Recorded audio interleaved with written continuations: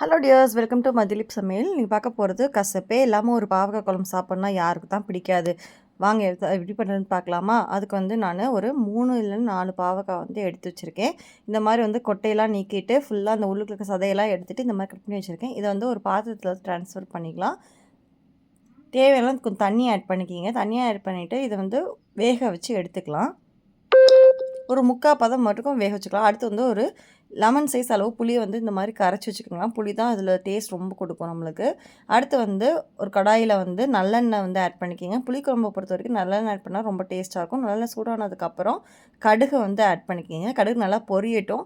பொரிஞ்சதுக்கப்புறம் கருவேப்பிலை ஆட் பண்ணிக்கிங்க. கருவேப்பிலை பொரிஞ்சதுக்கப்புறம் சின்ன வெங்காயம் வந்து நம்ம ஒரு 20 இல்லை 30 சின்ன வெங்காயம் வந்து ஆட் பண்ணிக்கலாம்.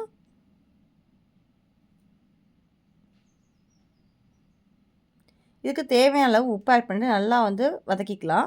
வதங்கினதுக்கப்புறம் நம்ம வந்து மது மசாலா அதுலேருந்து வந்து நம்ம குழம்பு மசாலா பொடி வந்து நான் எடுத்து வச்சுருக்கேன். அதுலேருந்து நான் 1.5 ஸ்பூன் இல்லை 2 ஸ்பூன் இல்லை உங்களுக்கு காரத்துக்கு தகுந்தாப்புல நீங்கள் வந்து ஆட் பண்ணிக்கலாம். இதில் வந்து நம்ம இதுதான் போட்டாலே போதும். வேறு எந்த மசாலா எதுவுமே போட தேவையில்லை. நம்ம அரைச்சும் போட தேவையில்லை.